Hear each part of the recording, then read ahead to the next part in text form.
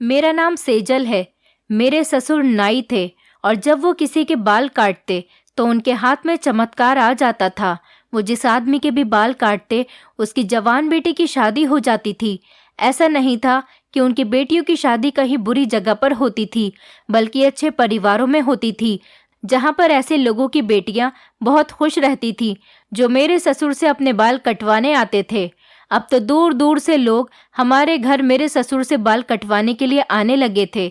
एक दिन मैं अपने ससुर के बराबर में ही बैठी हुई थी, तभी अचानक मुझे ख्याल आया कि क्यों न मैं भी अपने ससुर से बाल कटवा लूं, तो मेरी भी जवान बेटी की शादी हो जाएगी। लेकिन जब मैंने अपने ससुर से अपने बाल कटवाए तो उसके बाद जो हुआ उसने मेरे होश उड़ा दिए। मेरे 3 बच्चे हैं, 2 जवान बेटियां और एक छोटा बेटा। मैंने अपने बच्चों को हमेशा एक दूसरे के साथ बांध कर रखा था, कभी भी अपने बच्चों को एक दूसरे से जुदा नहीं होने दिया था। मेरे तीनों बच्चों में आपस में इतना प्यार था कि कोई भी एक दूसरे से झगड़ा नहीं करता था और ना ही तीनों बच्चों में से कोई भी अपने भाई बहन के बारे में बुरा सोचता। ये क्वालिटीज़ मैंने बहुत ज़्यादा मेहनत करने के बाद अपने बच्चों के अंदर डाली थी। मैं और मेरे पति शहर में रहते थे, जबकि मेरे ससुराल वाले गांव में रहते थे। हुआ ऐसा था कि मेरे पति कुछ सालों पहले शहर में नौकरी करने के लिए आए थे और उन्हीं दिनों हम दोनों का आपस में टकराव हो गया। इसी बीच हम दोनों के बीच प्यार मोहब्बत पैदा हो गई। उसके बाद हम दोनों ने शादी कर ली। मेरे माता पिता तो इस दुनिया में न थे, मैं अनाथ थी। मुझे मेरी दादी ने पाल पोस कर बड़ा किया था। मेरी शादी के बाद मेरी दादी भी इस दुनिया को छोड़कर चली गई। मेरी शादी के कुछ महीनों बाद ही मैं प्रेग्नेंट हो गई। सबसे पहले मेरी बड़ी बेटी हुई, उसके बाद छोटी बेटी और उसके बाद एक छोटा बेटा। इसी तरह से मेरे 3 बच्चे हो गए थे। मेरे पति यहाँ रहकर जो नौकरी करते थे वही करते रहे और हम दोनों इसी शहर में किराए के मकान में शिफ्ट हो गए। मेरी ससुराल में मेरे सास ससुर थे और मेरी एक जवान नंद थी। मेरी जवान नंद की तो शादी हो गई थी, लेकिन कुछ सालों बाद पता चला कि मेरी सास की बहुत ज़्यादा तबीयत खराब है। मेरे पति ने कहा कि मेरी माँ की तबीयत खराब है, इसलिए हमें गांव चलना चाहिए। तभी मेरे ससुर का भी मेरे पति के पास फ़ोन आ गया। मेरे ससुर का कहना था कि तुम लोग जल्द से जल्द गांव आ जाओ और अब गांव में ही रहना, क्योंकि तुम्हारी माँ अपने अंतिम दिनों में तुम लोगों के साथ रहना चाहती है। मेरे पति ने कहा कि अब हमें अपना सारा सामान लेकर गांव ही चलना होगा, क्योंकि मैं अपनी माँ के आखिरी दिनों में उनके साथ रहना चाहता हूँ। मुझे भी इस बात से कोई परेशानी नहीं थी और ना ही मेरे बच्चों को थी। हमारी पूरी फैमिली गांव चली गई। मेरे ससुराल का गांव बड़ा अजीब था। ये बहुत ही पुराने टाइप के लोग थे। मेरे बच्चों को गांव पसंद नहीं आया था, लेकिन मेरे पति ने कहा कि अब हमें यहीं रहना होगा। कुछ दिन तुम लोग यहाँ रहोगे तो यहाँ के माहौल में ढल जाओगे। हम लोगों को गांव आए हुए अभी दूसरा ही दिन हुआ था कि मेरी सास की मौत हो गई। मेरी सास, जो कि अपने बेटे, बहू और पोता पोती के साथ कुछ दिन गुजारना चाहती थी, वो भी ठीक से नहीं गुजार सकी थी और बहुत जल्दी ही इस दुनिया से चली गई। गांव के लोगों का कहना था कि अब तुम लोग शहर मत जाना, अब तुम्हारे ससुर अकेले रह गए, अब तुम्हें यहाँ रहकर उनकी सेवा करनी है। क्योंकि मेरी नंद की तो शादी हो गई थी और वो अपने घर की हो गई थी। मेरे पति ने बड़ी मुश्किल से बच्चों को समझाया।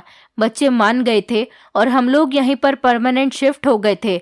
मेरे पति की आदत शुरू से ही शहर में काम करने की थी, इसीलिए उनको यहाँ पर काम करने में बहुत दिक्कत आ रही थी, पर उनको अपने पिता की और अपने इस घर की बहुत फिक्र थी, इसलिए कुछ भी करके उन्हें यहीं पर रहना था। और यहाँ रहते हुए हमें थोड़ी दिक्कत का सामना भी करना पड़ रहा था, क्योंकि मेरे ससुर तो कोई काम करते ही नहीं थे। मेरे पति ही शहर से उनका खर्चा करने के लिए उन्हें पैसे भेजा करते थे। गांव आकर हमारे हालात बहुत ख़राब रहने लगे थे। मेरे पति पढ़े लिखे थे और वो गांव के सरकारी स्कूल में टीचिंग की नौकरी पर लग गए थे। एक दिन जब मेरे पति घर आए तो मैं बहुत डर गई। वो बुरी तरह से जख्मी थे। मैंने जब अपने पति से पूछा कि आपको क्या हुआ है, तो वो कहने लगे कि कुछ नहीं, बस छोटी सी खरोच आ गई। मैं समझ गई थी कि बात कुछ और है। मेरे पति का एक्सीडेंट हो गया था। मेरे पति की ऐसी हालत देखकर बच्चे भी बुरी तरह से डर गए थे। मेरे पति मुझे कुछ बताना नहीं चाह रहे थे और मैंने भी उन पर कोई दबाव डालना ज़रूरी नहीं समझा, क्योंकि मुझे यकीन था कि जब सही वक्त आएगा तो मेरे पति मुझे सब कुछ सच सच बता देंगे। मेरे ससुर भी मेरे पति की ऐसी हालत देखकर बहुत परेशान हो गए थे। हमारे घर के हालात बहुत ख़राब हो गए थे, क्योंकि मेरे पति ही तो नौकरी पर जाते थे और अब वो ज़ख्मी थे, इसलिए वो कुछ दिन के लिए घर पर आराम कर रहे थे। हम लोग बहुत गरीबी से गुजर रहे थे। तभी मेरे ससुर ने कहा कि मैं कुछ करता हूँ। मेरे ससुर ने कहा कि मैं अपने टाइम पर नाई था, मैं नाई की दुकान खोल लेता हूँ और गांव के लोगों के बाल काटूंगा। ऐसा करने से हमारे घर में कुछ पैसे आ जाएंगे। मुझे इस बात की खुशी हुई थी कि मेरे ससुर को घर की परेशानी दिख रही थी। मैंने कहा, ठीक है ससुर जी। मेरे ससुर ने घर की ही बैठक में नाई की दुकान खोल ली। अगले ही दिन मेरे ससुर ने नाई की दुकान खोल ली थी और उनकी दुकान पर एक दो कस्टमर आते और उनसे बाल कटवा लेते या फिर शेविंग करवा लेते। दिन के सिर्फ 100 या 50 रुपए ही आ रहे थे, लेकिन इस तरह से हमारे घर का गुजारा नहीं हो सकता था। लेकिन जिस दिन से मेरे ससुर ने नाई की दुकान खोली थी, उसी दिन से मुझे अपने ससुर के बिहेवियर में कुछ चेंजेस नजर आने लगे थे, क्योंकि मेरे ससुर ने घर के भले के लिए ही ये दुकान खोली थी। मुझे कभी कभी लगता था कि जो पैसे आते हैं मेरे ससुर उसे अपने पास रख लेते हैं, वो घर में देते ही नहीं। उनकी हरकतें मुझे बड़ी अजीब लगने लगी थी। एक दिन मेरे पति की तबीयत खराब हो गई और हम उन्हें अस्पताल लेकर चले गए, मगर मैंने देखा कि मेरे ससुर अपने बेटे के लिए बिल्कुल भी परेशान नहीं थे। डॉक्टर की फीस के लिए मेरे पास पैसे नहीं थे, उन्होंने मुझे पैसे नहीं दिए। मेरे पास एक सोने की अंगूठी पड़ी हुई थी, मैंने अपनी अंगूठी बेच दी और अपने पति के लिए दवाइयाँ ली। मेरी बड़ी बेटी डॉक्टर के यहाँ मेरे साथ जाती थी। मुझे पता नहीं चल पा रहा था कि मेरे पति को क्या परेशानी है। जब भी मेरे पति की रिपोर्ट आती तो मेरी बेटी उनको अपने दादा के हाथ में दे दिया करती थी।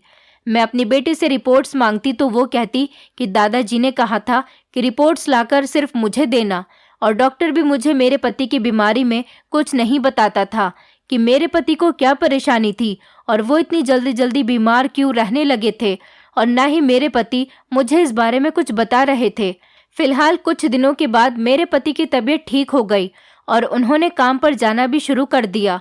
अपने पति की ठीक हालत देखकर मैं बहुत खुश हो गई थी, और मुझसे ज़्यादा खुश तो मेरे ससुर थे। मैं यही सोच रही थी कि मेरे ससुर अपने बेटे की फीस तक के लिए पैसे नहीं देते और उनकी तबीयत ठीक होने पर सबसे ज़्यादा खुश भी हो रहे हैं। जिस तरह से मेरे ससुर खुश लग रहे थे, ऐसा लग रहा था कि जैसे मामला कुछ अलग है। अगले दिन मेरे ससुर ने मुझसे एक बड़ी अजीब बात कही। उन्होंने कहा कि बहू, गांव के घर घर जाकर कहो कि जिसको भी अपनी जवान बेटी की शादी करनी है वो आकर मेरे ससुर से बाल कटवा ले। पहले तो मुझे अपने ससुर की ये बात बहुत ही अजीब लगी थी। मुझे लगा कि शायद उनकी तबीयत खराब हो गई, इसी वजह से वो बहकी बहकी बातें कर रहे हैं। इसीलिए मैंने अपने ससुर की बात को सीरियस नहीं लिया। मगर रात के टाइम पर जब मेरे पति घर पर आए तो ससुर जी ने फौरन ही मेरे पति से मेरी शिकायत लगा दी। उन्होंने कहा कि मैंने बहू से कहा था कि तुम गांव में जाकर ऐसे लोगों को बुलाकर लाओ जिनकी बेटियों की शादी नहीं हो रही, लेकिन तुम्हारी पत्नी ने मेरा ये काम करके नहीं दिया। मेरे पति मेरे पास आए और मुझसे कहने लगे, जब पिताजी ने तुमसे कहा था कि आसपास के ऐसे लोगों को लेकर आओ जिनकी बेटियां कुंवारी हैं, तो तुम उनके पास क्यों नहीं गई? अपने पति के बदलते हुए बिहेवियर को देखकर मैं हैरान रह गई थी कि आज मेरे पति ये मुझसे किस तरह से बात कर रहे थे। आज से पहले तो उन्होंने मुझसे कभी ऐसे बात नहीं की। आज मेरे पति ने मेरे सामने बदतमीजी की थी। मैंने कहा था कि ऐसे लोगों को इकट्ठा करने का क्या फायदा हो सकता है? तुम्हारे पिताजी कैसी हरकतें कर रहे हैं? क्या वो लोगों को ये जताना चाहते हैं कि उनकी जवान बेटियों की शादी उनकी बदसूरती की वजह से नहीं हो रही, या फिर उनकी बेटियों के अंदर कोई कमी है, इसी वजह से मैं उनको बुलाकर नहीं लेकर आई? तो मेरे पति कहने लगे कि उनके दिल को कोई तकलीफ नहीं पहुंचेगी, बल्कि उनकी प्रॉब्लम सॉल्व हो जाएगी। मुझे अपने पति की बात हैरान कर गई थी। मैंने उनसे पूछा कि आखिर कौन सी प्रॉब्लम सॉल्व हो जाएगी जो तुम्हारे पिता सॉल्व कर देंगे? तो वो कहने लगे, तब तुमको खुद पता चल जाएगा। मैं खामोश हो गई और कहने लगी, ठीक है, मगर इस घर में कुछ भी ऐसा वैसा नहीं होना चाहिए, क्योंकि इस घर में मेरी जवान बेटियां भी रहती हैं। अगर इस सब में मेरे बच्चों की परवरिश पर कोई आँच आई तो मैं यहाँ से चली जाऊंगी। मेरे पति ने मुझे तसल्ली दी और कहा कि ऐसा वैसा कुछ नहीं होगा, बल्कि जो कुछ भी होगा अच्छा होगा, और आज के बाद हमारे घर को लोग एक अलग नज़रिए से देखेंगे। अपने पति की बात मुझे बिल्कुल भी समझ नहीं आ रही थी। न जाने वो किस बारे में बातें कर रहे थे, मगर फिर भी मैं अगले दिन अपने पति के कहने पर गांव के लोगों के पास चली गई और उन जवान लड़कियों के माता पिता को लेकर आई जिन लड़कियों की शादी नहीं हो रही थी। मेरे ससुर इन लोगों के सामने आकर बैठ गए और कहने लगे कि तुम बताओ, तुम में से किस किस की बेटी की शादी नहीं हो रही। हमारे घर पर गांव के लगभग 30-40 लोग आ गए थे जो अपनी बेटियों की शादी करवाना चाहते थे, और उन सभी की प्रॉब्लम यही थी कि उनकी जवान बेटियों की शादी नहीं हो रही। इसीलिए उन्होंने कहा कि हम सबकी यही ख्वाहिश है कि हमारी बेटियों की शादी हो जाए और अच्छे परिवार में हो, ताकि वो अपनी ससुराल में सुखी और खुश रह सके। मगर हम सबकी बेटियां कुंवारी बैठी हुई हैं। मेरे ससुर कहने लगे, तो फिर आज से आप लोग ये सोच लो कि आपकी ये ख्वाहिश पूरी हो गई। मैं एक नाई हूँ और मैं तुम लोगों के थोड़े थोड़े बाल काट दूंगा, तो तुम्हारी बेटियों की शादी अच्छे परिवार में ज़रूर होगी, और शादी के बाद वो इतनी सुखी रहेंगी कि तुम लोग भी अपनी बेटियों की किस्मत पर नाज करोगे। अपने ससुर की बात सुनकर मैं हैरान रह गई। मुझे लगा कि वो झूठ बोल रहे हैं और ऐसा करके वो लोगों की तारीफ और वाह वसूल करना चाहते हैं। लेकिन उन्हें ये नहीं पता कि कुछ लोग उन्हें बेवकूफ़ भी समझ सकते हैं। और फिर बात ये भी थी कि ये एक गांव था। गांव के लोग ज़्यादा समझदार नहीं होते। गांव के लोगों को तो हम बड़ी आसानी से बेवकूफ़ बना सकते हैं। वहाँ पर मौजूद लोग भी मेरी तरह हैरान रह गए।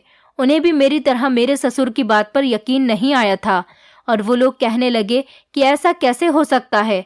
हम लोगों ने अपनी बेटियों की शादी के लिए हर जतन करके देख लिए, न जाने कितने पंडितों से भी अपनी बेटियों के अच्छे रिश्ते के लिए कह रखा है, लेकिन कहीं से कोई सहूलत नहीं हुई। और अब आप कह रहे हो कि सिर्फ हमारे बाल काटने से हमारी बेटियों के रिश्ते हो जाएंगे और उनकी अच्छे परिवार में शादी भी हो जाएगी। भला रिश्ते कौन लाएगा? ऐसा तो किसी तरह भी मुमकिन नहीं। तो मेरे ससुर कहने लगे कि रिश्ते खुद आपके घर चलकर आएंगे। मुझे एक बूढ़े बाबा ने वरदान दिया है कि तुम अगर जिस जवान बेटी के पिता या उसकी माँ के थोड़े से बाल काट कर दोगे तो उनके अच्छे रिश्ते हो जाएंगे और उनके अच्छे परिवार में शादी हो जाएगी। शादी के बाद उनकी बेटियां जिंदगी भर अपने ससुराल में सुखी रहेंगी।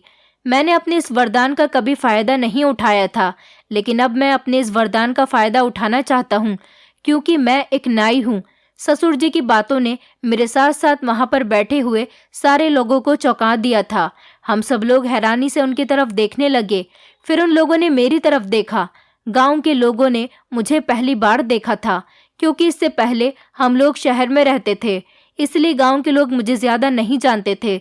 लेकिन जब मैंने उनको अपने ससुर का नाम बताया और कहा कि आप लोगों को मेरे साथ चलना है, मैं उनके बेटे की बहू हूँ, तो वो लोग मुझे देखकर हैरान रह गए थे।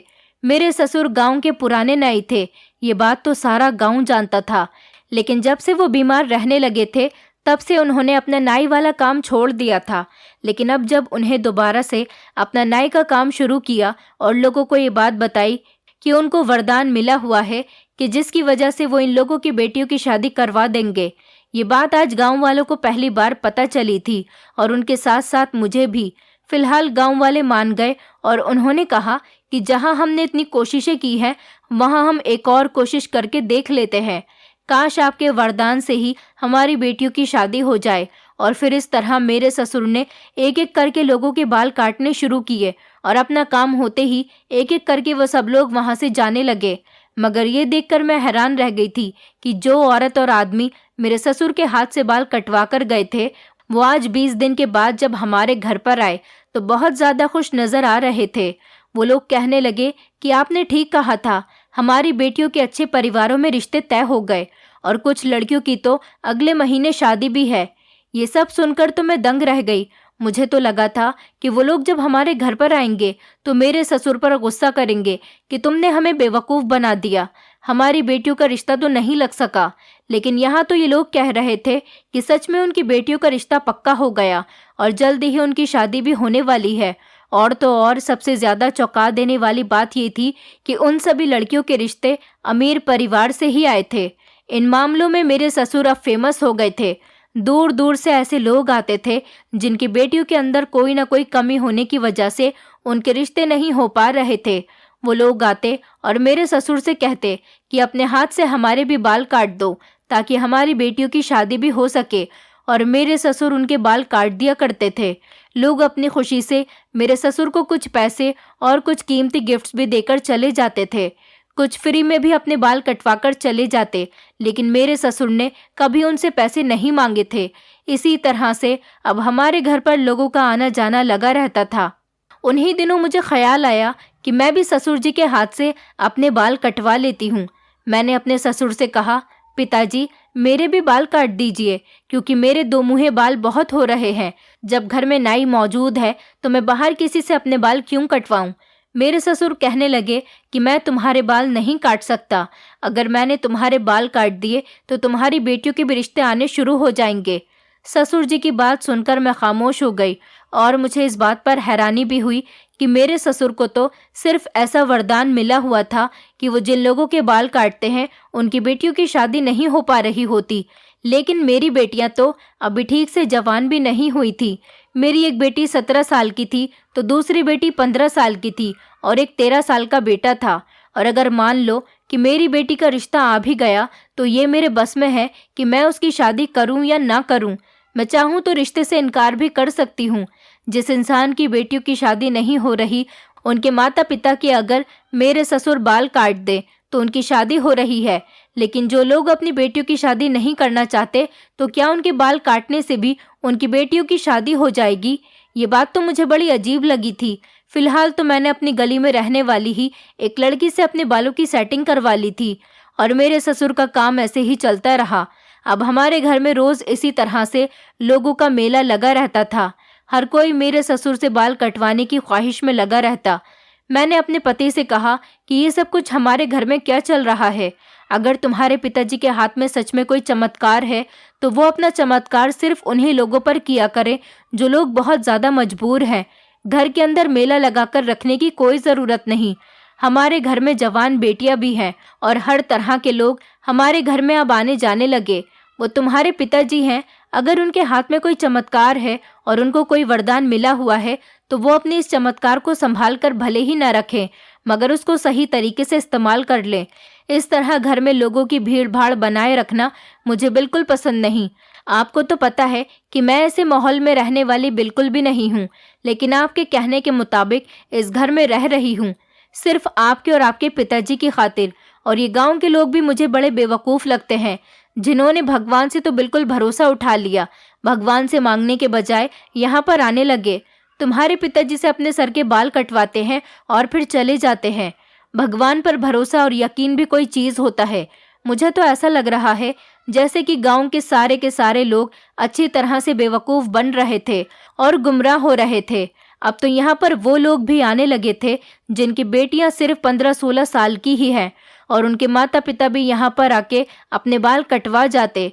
इतनी छोटी सी उम्र में वो लोग अपनी बेटियों की शादी करना चाहते थे, जबकि उनकी बेटियों के अंदर कोई कमी भी नहीं होती। अभी उनकी बेटियां ठीक से जवान नहीं हुई कि चले आए हमारे घर और करवा दी उनकी जल्द से जल्द शादी। बाल कटवाने के बाद लोग इतना खुश हो जाते कि जैसे उनकी बेटियों के कभी रिश्ते आएंगे ही नहीं। मैंने अपने पति को घर के माहौल के बारे में बताने की पूरी कोशिश की तो शायद उन्हें मेरी बात अच्छी नहीं लगी, क्योंकि मैंने ये बात बहुत गुस्से में कही थी और आज तक कभी मैंने इस तरह का बिहेवियर करते हुए अपने पति से बात नहीं की थी।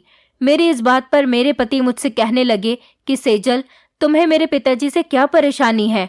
अगर वो लोगों का भला कर रहे हैं तो उनसे भगवान भी खुश हैं, तभी तो उनके पास ये वरदान है, वरना हम जैसे लोगों के पास तो ऐसा वरदान मौजूद नहीं।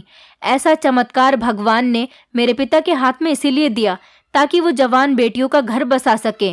तुम उन्हें रोकने की कोशिश मत करो, क्या पता उन लोगों की प्रार्थनाओं की वजह से ही हमारे भी अच्छे दिन आ जाएं।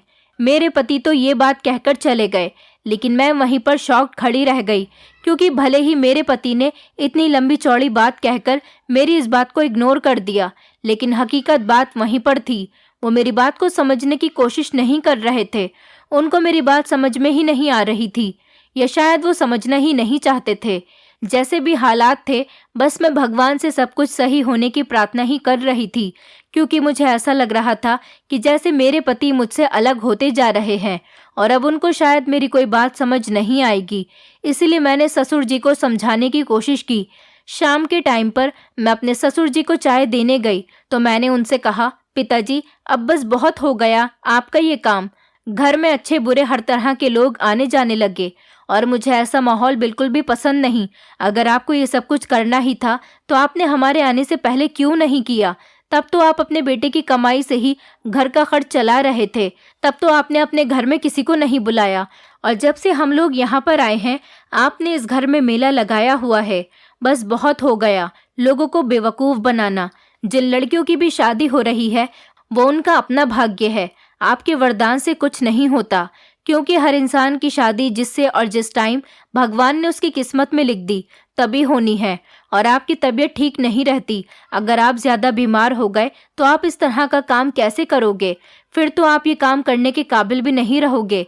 अब लोगों की आपसे दिन ब दिन उम्मीद बढ़ती चली जा रही है, इसीलिए मैं यही कहना चाहती हूँ कि आप ये काम छोड़ दो और घर में रहकर बस आराम करो। मैं नहीं चाहती कि कुछ गलत हो, इससे पहले आप लोगों को यहाँ पर आने से मना कर दो। इतने लोगों की आपने मदद की है और वो लोग आने वाले टाइम में आपको बहुत इज्जत देंगे, मगर इससे आगे और ज़्यादा लोगों का उम्मीद लगाना सही बात नहीं। तो वो कहने लगे कि बहू तुम बिल्कुल ठीक कह रही हो, मेरी तबीयत ख़राब तो रहने लगी है, लेकिन चलो ठीक है, मैं लोगों से मना कर दूंगा और मैं अपने बेटे के साथ जाकर शहर के अच्छे डॉक्टर को दिखा कर आऊँगा। लेकिन जब मैं ठीक हो जाऊँगा तो मैं दोबारा से अपना ये काम शुरू कर दूंगा। उनकी ये बात सुनकर मेरा दिल चाहा कि मैं अपना माथा पीटना शुरू कर दूं। उन्हें क्यों मेरी बात समझ नहीं आ रही थी, लेकिन फ़िलहाल के लिए तो मैं बहुत खुश हो गई थी। वो एक काम बंद करने वाले थे, लेकिन फिर भी मेरे दिल को सुकून नहीं मिल रहा था। ऐसा लग रहा था कि कुछ गलत होने वाला है। कुछ दिनों बाद लोगों का आना जाना भी हमारे घर में कम हो गया, लेकिन फिर भी कुछ लोग आते जाते रहते थे और मेरे ससुर से बाल कटवाने की जिद करते। तो मेरे ससुर मुस्कुराकर कहते कि जल्द ही मैं अपना नाई वाला काम दोबारा से शुरू कर दूंगा। मुझे बड़ी हैरानी होती थी कि मेरे ससुर को अपनी उम्र का बिल्कुल भी लिहाज नहीं था। मैं हैरान रह गई। मेरे ससुर अपने बेटे को लेकर शहर के डॉक्टर से अपना ट्रीटमेंट करवाने चले गए। जब मेरे ससुर 1-2 महीने दवाई खाने के बाद ठीक हो गए तो उन्होंने दोबारा से अपना नाई वाला काम शुरू कर दिया, मगर इस बार मैं पहले की तरह खामोश नहीं रही। न जाने क्यों मुझे अपने ससुर का ये काम बिल्कुल भी पसंद नहीं था, बल्कि मैंने घर में आवाज़ उठाना शुरू कर दिया। मैंने कहा कि अब इस घर में ये सब कुछ करने की ज़रूरत नहीं, क्योंकि ये काम मुझे बिल्कुल भी अच्छा नहीं लगता। अगर किसी की बेटी की शादी नहीं हो रही तो उसकी मदद करना बनता है, लेकिन हर वक्त घर में लोगों का आना जाना बनाकर रखना ये मुझे बहुत बुरा लगता है, क्योंकि मेरी जवान बेटियां थीं और वो घर में रहती थीं। जब लोग हमारे घर आते तो लोग निकलते बढ़ते मेरी बेटियों पर भी नज़र डालते थे। इसलिए मैंने अपने ससुर और पति से साफ साफ कह दिया कि अगर आज के बाद घर में ये सब कुछ हुआ तो मैं इस घर में बिल्कुल भी नहीं रहूंगी।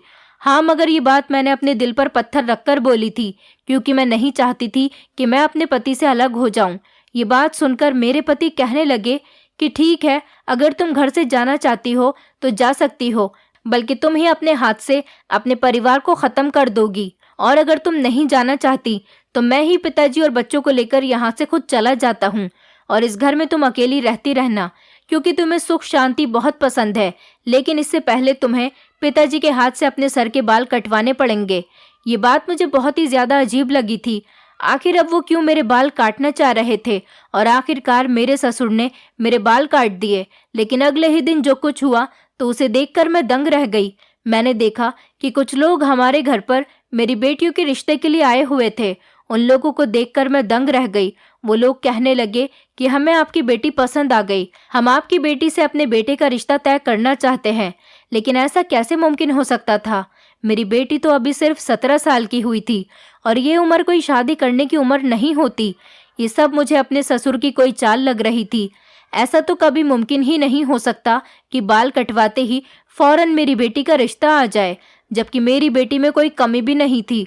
मेरी बेटी खूबसूरत थी और न ही मुझे अपने ससुर के इस वरदान की कोई ज़रूरत थी, क्योंकि मुझे पता था कि जब मेरी बेटी 20-22 साल की उम्र में हो जाएगी तो वो अब से कहीं ज़्यादा बेहतर होगी और उसकी खूबसूरती और उसकी समझदारी देखते हुए मेरी बेटी का रिश्ता जल्दी ही हो जाएगा। मेरा दिमाग इस बात को मानने के लिए तैयार बिल्कुल भी नहीं था। मेरी दोनों बेटियां मुझे बड़ी हैरानी से देखने लगी। मैंने कहा कि मुझे अपनी बेटियों की शादी इतनी जल्दी नहीं करनी, आप लोग यहाँ से प्लीज़ चले जाओ। परेशान तो वो लोग भी बहुत लग रहे थे जो मेरी बेटी का रिश्ता लेकर आए थे और मुझे बड़ी घबराहट महसूस हो रही थी। ऐसा लग रहा था जैसे मेरे दिल को किसी ने अपनी मुट्ठी में किया हो। मगर मेरे पति जैसे उन्हें तो कोई फ़र्क ही नहीं पड़ता था और मेरे बच्चों का भी बहुत मूड ख़राब हो गया था। वो जो मुझसे घर से निकल जाने की बात कर रहे थे, आज मुझसे कह रहे थे कि तुम एडजस्ट करके इस घर में नहीं रह सकती। मेरे पति ने मुझे किसी भी तरह से राजी कर लिया और कहा कि तुम इस घर से कहीं नहीं जाओगी। धीरे धीरे मैं सब कुछ ठीक कर दूंगा। इस जमाने में मैं तुम्हें अकेला नहीं छोड़ सकता। मेरे अलावा तुम्हारा इस दुनिया में कोई नहीं। बस मुझे सिर्फ इस बात का ही ख्याल है, इसलिए तुम यहाँ से कहीं नहीं जाओगी। मैं हमेशा तुम्हारा साथ दूंगा। कुछ दिनों की बात और है, बस तुम कुछ भी एडजस्ट करके यहाँ पर रह लो। धीरे धीरे सब कुछ ठीक हो जाएगा। अपने पति की ये सारी बातें सुनकर मुझे बहुत ज़्यादा गुस्सा आया था। मैं समझ गई थी कि वो मुझे मनाने की कोशिश कर रहे थे और मुझे अपने ससुर को देखकर भी गुस्सा आ रहा था कि आखिर वो होते कौन हैं, मेरी बेटियों की इतनी जल्दी शादी करवाने वाले। ये सब कुछ जो हो रहा था मेरे ससुर जी की ही वजह से हो रहा था, बल्कि ये सब कुछ उन्होंने जानबूझकर किया था और अब मासूम बनकर मेरे पति के बराबर में खड़े हुए थे। मैंने सोच लिया था कि खामोश रहने से कुछ भी नहीं होने वाला। अब इन लोगों के खिलाफ आवाज़ उठानी ही पड़ेगी। अब बात मेरी बेटियों की इज्जत तक आ गई थी। जब इन लोगों को इस बात का पता चला कि मैं अपनी बेटियों की शादी जल्दी नहीं करना चाहती, तो उन लोगों ने इस बात पर एक्शन उठाया, क्योंकि गांव का उसूल था कि लड़कियों की शादी 15 साल के फौरन बाद ही कर दी जाती है। मैं बड़ी कंफ्यूज हो गई थी। आखिर ये गांव कैसा था और यहाँ पर क्या हो रहा था। ये बात सच है कि मेरे ससुर के हाथ में चमत्कार है, लेकिन ये चमत्कार बेवजह तो काम नहीं कर सकता, क्योंकि जो लोग यहाँ पर आते थे वो मजबूर होते थे। उनकी बेटियों का रिश्ता नहीं लग रहा था, लेकिन मेरी बेटियां ऐसी नहीं थीं और मैं कोई मजबूर भी नहीं थी जो मेरी बेटी का रिश्ता फटाफट से आ गया। गांव वालों की बातें सुनकर मैं परेशान हो गई थी, इसीलिए मैंने सोचा कि सारा मामला मैं खुद पता लगाकर रहूंगी कि मेरे ससुर जो कर रहे हैं वो सच है या फिर वो कोई फ्रॉड कर रहे हैं। मैं अपने ससुर की बैठक की जांच पड़ताल करना चाहती थी, इसलिए मैं ससुर जी की बैठक में चली गई। लेकिन तभी अचानक मेरे ससुर दरवाजे पर मुझे मिल गए और उन्होंने मुझे रोक लिया और कहा कि बहू, तुम यहाँ पर क्या कर रही हो? चलो यहाँ से वापस जाओ। मेरे ससुर ने मुझे बैठक के अंदर आने ही नहीं दिया। इस बार मेरा प्लान फ्लॉप हो गया। मैं समझ गई थी कि मेरे ससुर जानबूझकर ऐसा कर रहे हैं। अब मुझे यकीन हो गया था कि दाल में ज़रूर कुछ तो काला है। अपने ससुर की बैठक के अंदर तो मैं नहीं जा पाई थी, लेकिन मैंने सारा दिन अपने ससुर पर नज़र रखी और ये देखकर मुझे बड़ी हैरानी हुई कि रात के टाइम पर मेरे तीनों बच्चे और मेरे पति, तो मेरे ससुर उन सबको लेकर अपनी बैठक में चले गए। अब ऐसा रोज होने लगा था। मेरे ससुर रोज घर में सब लोगों को लेकर अपनी बैठक में बंद हो जाते और वो लोग 2-3 घंटे बैठकर ना जाने क्या बातें करते थे। और उसके बाद जब मेरे बच्चे और पति ससुर जी की बैठक से बाहर निकलते तो अपने कमरों में आकर सो जाते थे। मुझे पहले तो कभी ये चेंजेस अपने घर में महसूस नहीं हुए थे। शायद मैं पूरे घर को एक जैसा ही समझती थी। मैंने अपनी बड़ी दोनों बेटियों से पूछा कि आखिर तुम सब लोग आपस में क्या बातें करते हो, क्योंकि मुझे पता था कि मेरे पति तो मुझे कुछ नहीं बताएंगे। इसलिए मैंने अपनी बेटियों से पूछा था। मुझे ऐसा लग रहा था जैसे मेरे पति मेरे नहीं रहे, इसलिए मैंने अपनी बड़ी दोनों बेटियों से सवाल किया। तो मेरी बेटी कहने लगी कि हम तो दादाजी से अपनी पढ़ाई के बारे में जानकारी ले रहे थे, मगर उन दोनों के चेहरे पर घबराहट महसूस हो रही थी। मैं समझ गई थी कि वो दोनों मुझसे झूठ बोल रही है। ऐसा लग रहा था जैसे वो कोई बड़ी बात मुझसे छुपा रही है। मैं भी खामोश हो गई और मैंने उनसे कोई सवाल नहीं किया, क्योंकि उनको पता चल जाता कि मैं उनकी जासूसी कर रही हूँ, और अगर ऐसा होता तो शायद मुश्किलें बढ़ जाती। अगले दिन फिर वही सीन चल पड़ा था। मेरे ससुर लोगों के बाल काटते और उनको कहते कि जाओ, तुम्हारी बेटी की शादी हो जाएगी। आज भी कुछ लोगों ने बड़ा खुश होकर मेरे ससुर को कुछ पैसे दिए। मुझे हमेशा की तरह अपने ससुर के पैसों से कोई मतलब नहीं था। वो जो कमाते अपने पास ही रखते थे, क्योंकि मुझे अपने ससुर की कमाई से कोई मतलब नहीं था और मैं अपने पति की कमाई में ही एडजस्ट कर लिया करती थी। और फिर आज रात भी कुछ ऐसा ही हुआ। मेरे बच्चे आए और अपने पिता के साथ अपने दादाजी की बैठक में चले गए। बैठक का दरवाज़ा बंद करके काफ़ी देर तक उन लोगों में बातचीत होती रही, बल्कि आज इन लोगों की बातचीत इतनी लंबी हो गई थी कि रात के 3 बज गए थे और मुझे भी जागते हुए 3 बज गए थे। मुझे तो बहुत तेज़ नींद आ रही थी। मैं सोच रही थी कि इन लोगों को अपनी नींद की फिक्र नहीं। जब वो सब लोग बैठक से बाहर निकले तो बहुत खुश नज़र आ रहे थे। आज मैंने उनसे उनकी खुशी की वजह नहीं पूछी, बल्कि मैं खामोशी रही और खामोशी से मैं उनकी हर हरकत पर नज़र रखती रही। अगले दिन मेरे पति ने मुझसे कहा कि अगर तुम चाहो तो कहीं घूमने जा सकती हो। मैंने कहा कि अगर मुझे कहीं घूमने जाना हुआ तो मुझे उसके लिए किसी की परमिशन की ज़रूरत नहीं, और आपकी परमिशन की तो बिल्कुल भी ज़रूरत नहीं। मैं अपने पति से अभी तक नाराज़ थी और उनसे गुस्से में ही बात कर रही थी। मैं समझ गई थी ये लोग मुझे घर से बाहर भेजना चाहते हैं और मेरे जाने के बाद कोई ऐसा काम करने वाले हैं जो मेरे सामने नहीं कर सकते। मैं इन लोगों की चाल समझते हुए खामोशी से मार्केट का बहाना लेकर घर से निकल गई और मैंने अपने ससुर से कहा कि मैं गांव की मार्केट देखने के लिए जा रही हूँ, 1 घंटे के बाद ही वापस आऊंगी। और ये सुनकर मेरे पति, बच्चे और मेरे ससुर बहुत खुश हो गए। उन सभी के चेहरे पर मुस्कुराहट आ गई थी। मैंने कहा, मैं जा रही हूँ। पड़ोस के घर में जाकर मैं छत से कूदकर दोबारा अपने घर में आ गई और मैंने देखा कि मेरे पति कपड़े पहनकर तैयार हो गए थे और मेरी बेटियां भी तैयार हो गई थी और ये सब लोग मेरे ससुर के साथ मिलकर कहीं जा रहे थे। उनको इस तरह से एक साथ जाता हुआ देखकर मुझे कुछ गड़बड़ महसूस होने लगी। जैसे ही वो लोग घर से निकले, मैं भी उनके पीछे पीछे घर से निकल गई। वो लोग सीधा हॉस्पिटल के अंदर चले गए। वो लोग अस्पताल के अंदर गए तो मैं भी उनके पीछे पीछे अंदर चली गई और छुपकर अंदर का नज़ारा देखने लगी। मगर ये देखकर मेरी जान निकल गई कि डॉक्टर ने मेरे पति को स्ट्रेचर पर लेटने के लिए कहा और उनको ऑपरेशन थिएटर में लेकर जाया जा रहा था। मैं फौरन दौड़ती हुई अपने पति के करीब चली गई, क्योंकि अब इस तरह से छुपने का कोई फायदा नहीं था। मुझे इन सब लोगों से सवाल करने थे कि आखिर ये मेरे पति को क्या हुआ। मुझे वहां पर देखकर उन सब के चेहरे फक पड़ गए थे। मैंने कहा कि मेरे पति को क्या हुआ और उनको ऑपरेशन थिएटर में क्यों लेकर जाया गया। मैंने अपने ससुर की तरफ देखकर सवाल किया और उनसे कहा कि मुझे सब कुछ बताइए। मेरे बच्चे कहने लगे कि माँ, आप जल्दी से घर चली जाओ, हम आपको बाद में बता देंगे। हम अभी आपको कुछ नहीं बता सकते। मगर मैंने कहा कि नहीं, मुझे अभी और इसी वक्त सब कुछ जानना है, वरना मैं अस्पताल के अंदर ही तमाशा कर दूंगी। मैंने अपने बच्चों और ससुर को धमकी दी तो वो कहने लगे कि हम माफ़ी चाहते हैं। मेरे ससुर कहने लगे, बहू, मैं भी तुमसे माफ़ी मांगना चाहता हूँ, मुझे माफ़ कर दो। जाने अनजाने में मैंने तुम्हारा बहुत दिल दुखा दिया और तुमसे एक बहुत बड़ी बात छुपाई, मगर मैं ये सब कुछ मजबूरी में कर रहा था।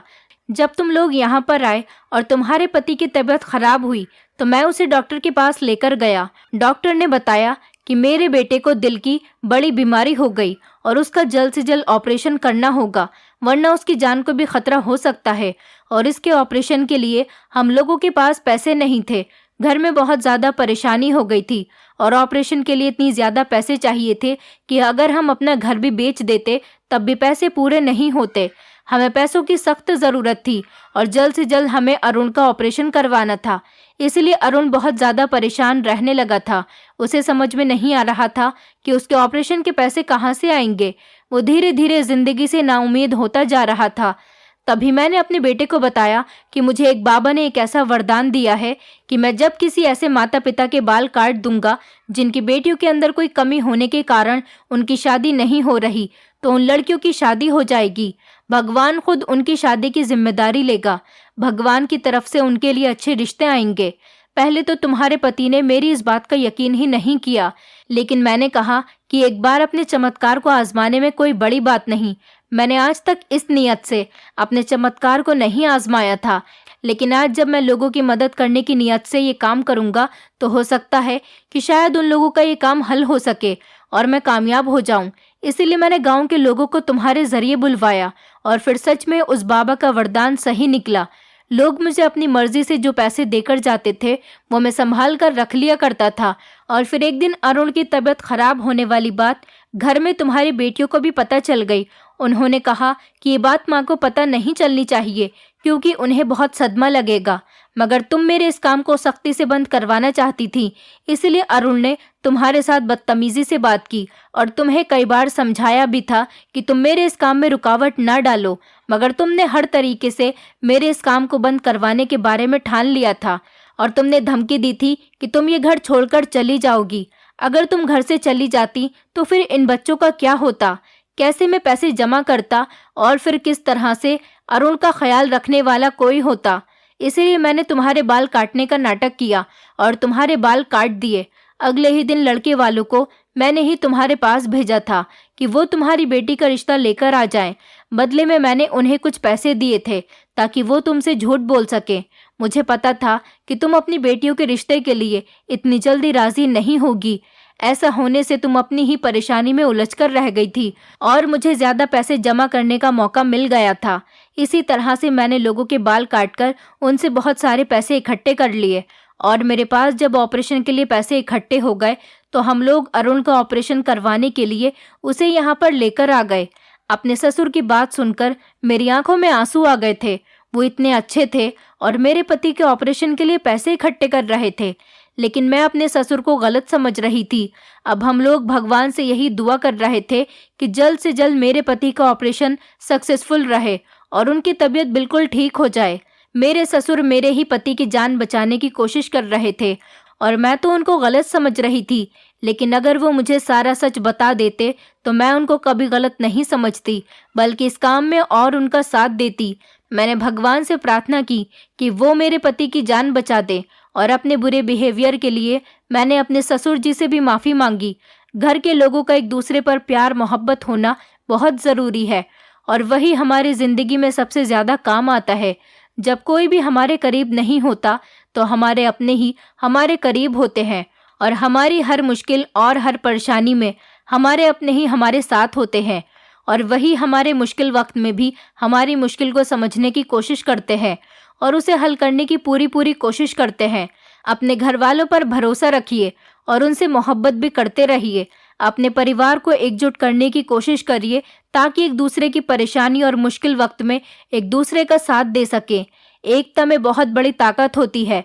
परिवार के लोग जब एक होते हैं तो इंसान किसी मुश्किल में कभी फंस ही नहीं सकता। परिवार को जोड़कर रखना ही बहुत बड़ी अक्लमंदी है और ये गुण हर किसी में नहीं पाया जाता। बहुत कम ऐसे लोग होते हैं जो अपने घरों को और रिश्तों को जोड़कर रखना जानते हैं और उन रिश्तों को निभाना भी जानते हैं। इसलिए मैं आपसे यही कहना चाहूँगी, अपने रिश्तों को जोड़कर रखें और रिश्तों में मोहब्बत और भरोसा बनाए रखें। मेरे पति का ऑपरेशन सक्सेसफुल रहा था। कुछ दिनों के बाद मेरे पति बिल्कुल ठीक हो गए और हमारे घर का माहौल पहले जैसा हो गया। कुछ दिनों रेस्ट करने के बाद मेरे पति अब काम पर भी जाने लगे थे। अब हमारा पूरा परिवार अच्छे तरीके से जिंदगी गुजार रहा था। लेकिन मैं आज भी अपने ससुर की एहसानमंद हूँ कि उन्होंने अपने परिवार के लिए बहुत बड़ा त्याग दिया। मेरे ससुर ने जिस काम के लिए अपने वरदान का इस्तेमाल किया था, अब वो काम सक्सेसफुल हो गया था। इसी वजह से अब उन्होंने नाई वाला काम छोड़ दिया और मेरे पति नौकरी पर जाने लगे।